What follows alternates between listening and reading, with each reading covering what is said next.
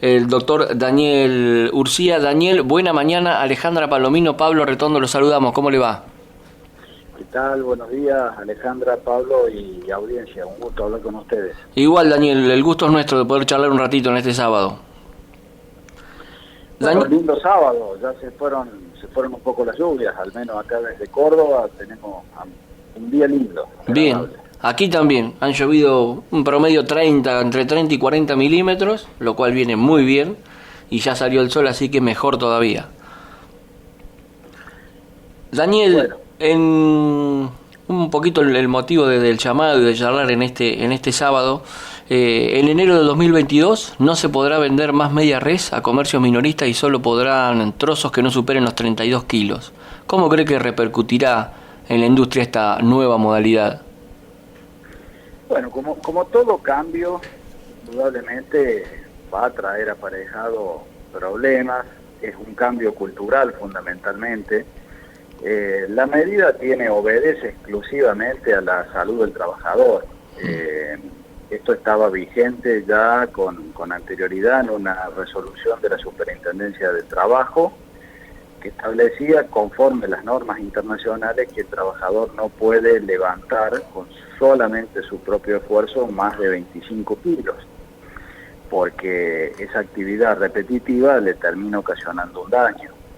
Ahora lo que se ha hecho es elevar a 32 kilos para mantener, digamos, el grupo de cortes anatómicos, lo que son las piernas fundamentalmente, pero aún así se recomienda el uso de sistemas mecánicos entre 25 y 32, y esto va a traer aparejado un cambio de adecuación de instalaciones en los frigoríficos, de transporte, y en la carnicería indudablemente para el carnicero también es un cambio de hábito. Esto tiene más implicancia en las grandes ciudades. Hoy el 50% del consumo está dado en Capital Federal y Gran Buenos Aires, que tiene que ver con la densidad poblacional. Y en esos lugares, por supuesto que entrar con una media res, en algunos lugares muy pequeños, pasillos angostos y todo, no se puede utilizar un medio mecánico. Entonces, por eso la resolución que ya se hace general y que va por el troceo de carne. En aquellos lugares, ciclo 2, fábricas, donde haya medios mecánicos que se puedan utilizar, se va a entregar con media res, siempre que no sean negocios de venta final, ¿no? Según el gobierno, y tiene uno de los objetivos que tiene esta medida es conseguir mayores estándares de calidad, sanidad sobre los productos cárnicos, a la vez favorecer transparencia comercial y presentar un avance hacia mayor modernización de la cadena de distribución en medias res. ¿Coincide con esa apreciación? Además de lo que ya mencionó, que principalmente, y ya se venía hablando de la ayuda al trabajador que la tiene que descargar, ¿no? Mire, el troceo es una etapa intermedia. Si vamos a hablar de sanidad, yo tendría que hablar de cortes, de envases al vacío, de cajas, porque con el cuarto, estrictamente en lo que es sanidad, con el troceo, perdón, lo que estamos haciendo es aumentando la superficie de contacto con el ambiente. Entonces, no iría tanto por ese lado. Yo creo que lo principal es acá el trabajador, y en eso es irrefutable. Los otros condimentos, digamos, me parece que no son estrictos de la medida, pero indudablemente yo creo que el troceo es una etapa intermedia y vamos al corte, y un corte pasado al vacío sería lo más seguro desde el punto de vista sanitario. Siempre que se toma una medida, se pregunta si eso va a repercutir en el precio. ¿Bajará el precio? Y la realidad es que bajará el precio de la carne después de esta medida.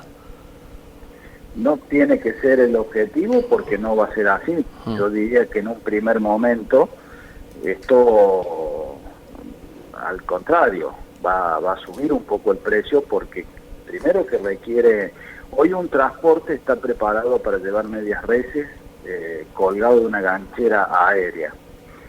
esa misma camión, ese mismo térmico, cuando uno le cuelgue trozos, disminuye la capacidad de carga. Entonces ese costo del transporte sobre menos kilos va a ser más caro, necesita una adecuación. El carnicero necesita también redefinir su estructura en función de cómo va a recibir esa carne.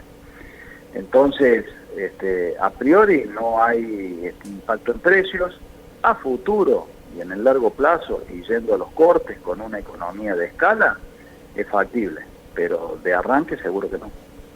Y para las plantas frigoríficas, en lo que es la cotidiana, de pasar de despachar media res a tener que hacerlo en cuartos, ¿les modifica su andar o lo reincorporan rápidamente?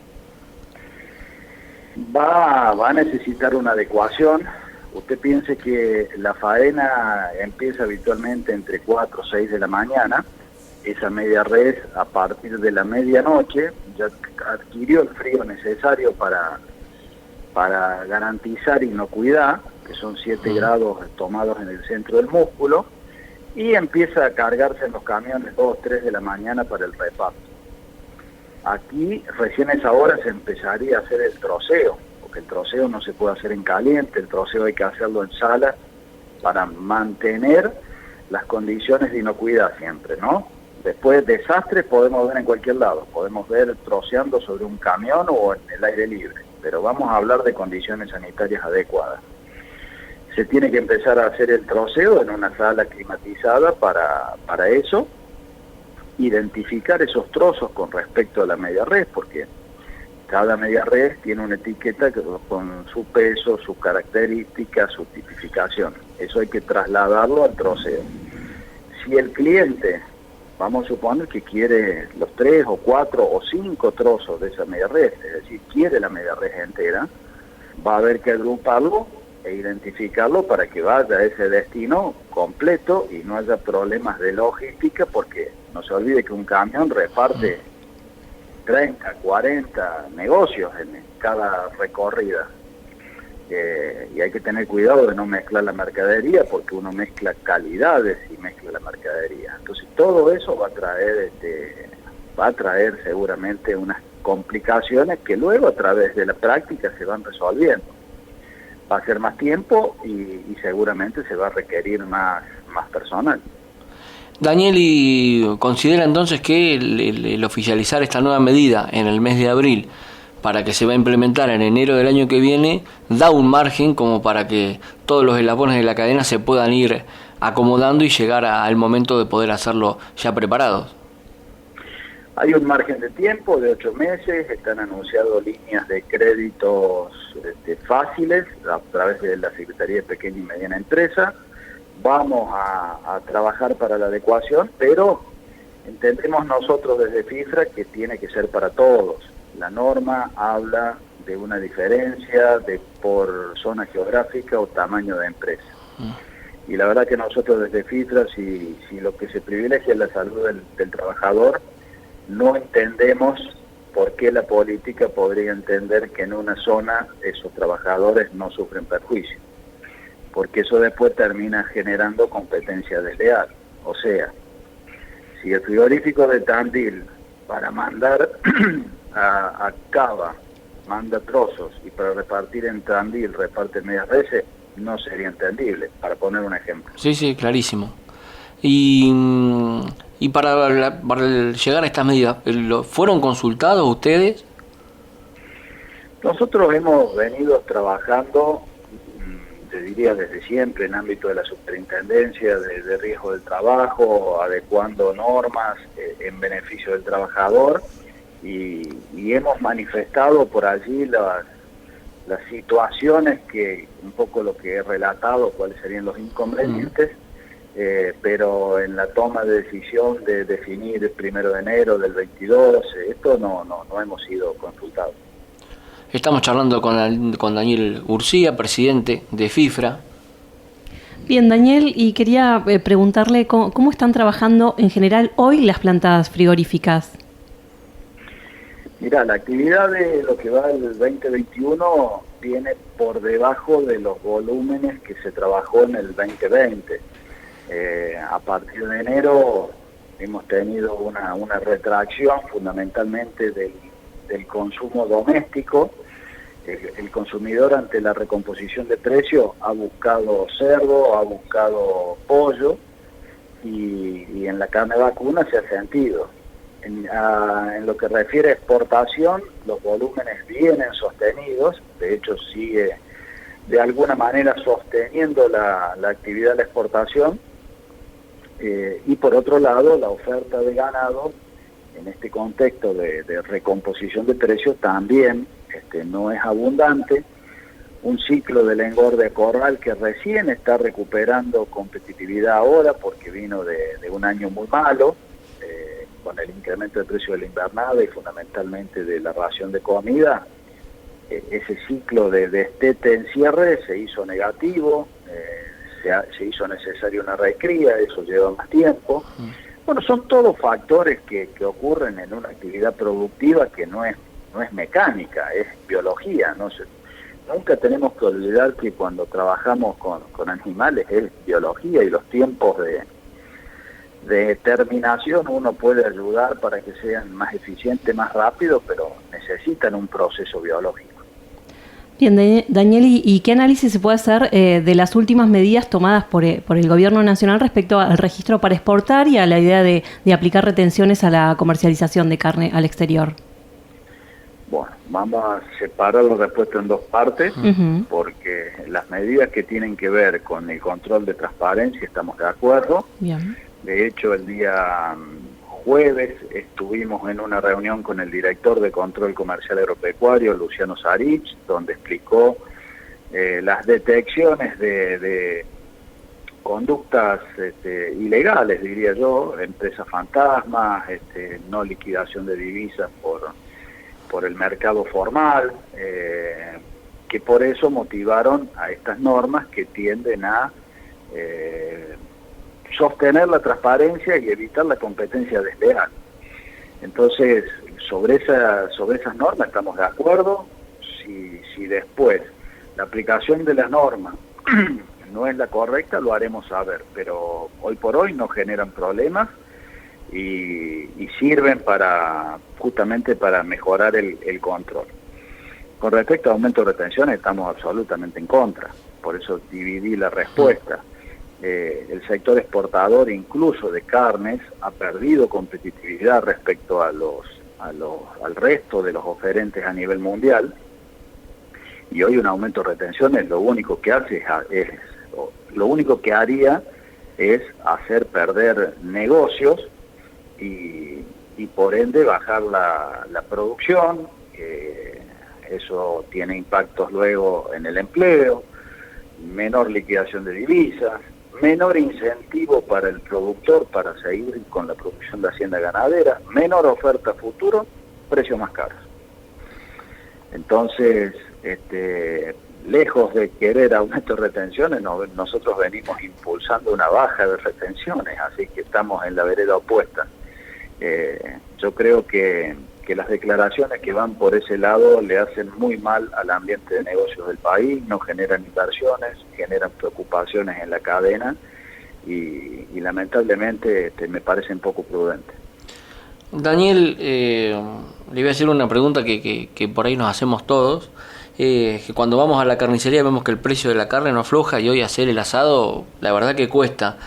¿A dónde cree que usted está el problema de que el precio de la carne vacuna? Porque ahora se habla de que se busca con estas medidas, hablando de la exportación, controlar el precio interno, pero el precio no baja. ¿Dónde cree usted que está la punta del ovillo? Bueno, mira, vez pasada me dijo un amigo, hagamos un asado, llevo la carne porque es lo más barato, los otros que se ocupen del vino y el helado y la verdura. Cuando uno lo pone en contexto, la carne no está cara. Ahora, si el poder adquisitivo del salario por la economía argentina no es suficiente, el problema no está en la carne. Nosotros hoy producimos y consumimos la carne más barata de toda la región. pero lo perdemos de vista porque nuestro contexto dice que el salario no alcanza para llegar a fin de mes. Entonces, el problema pasa por ahí. La carne, yo siempre lo repito, tiene un precio de mercado tal vez el más transparente en su conformación, por la cantidad de oferentes y demandantes que intervienen. No hay ningún actor con capacidad para fijar precios. Entonces, el precio que conseguimos es de mercado. Ahora, como consumidor, ¿qué tengo que hacer? Buscar ese precio. ¿Por qué?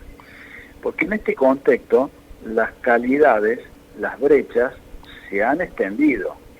Hoy un corte de una vaquillona, un novillito de primera calidad, lo voy a encontrar tal vez 400 pesos más caro que el mismo corte de una categoría regular. Entonces, tengo que salir a buscar ese precio, así como hacemos cuando vamos al supermercado, que el 2x1, que la segunda unidad 60, 70%, que me veo que ponen una oferta y voy y compro la oferta, y en el otro lado voy y compro la otra oferta, porque, bueno, estamos en un proceso inflacionario, ocurren esas cosas, tenemos que ponernos muy astutos para saber comprar. Daniel, agradeciéndole este ratito con nosotros, aquí con Radio Tandil.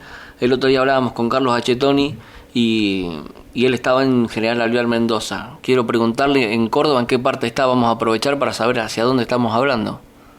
Bueno, yo soy nacido en Belville, capital nacional de la pelota de fútbol, sí. En medio de Rosario y Córdoba, 200 kilómetros de Córdoba, pero ya hace muchos años que vivo en la zona sur de Córdoba, de la zona donde está la cancha de Talleres, un poco al sur. Bien, Daniel, le agradecemos muchísimo este contacto con nosotros, ha sido un placer. Seguramente si surge alguna novedad lo estaremos molestando en el transcurso de este año. Muchas gracias por el contacto y buen fin de semana. Saludos a toda la audiencia.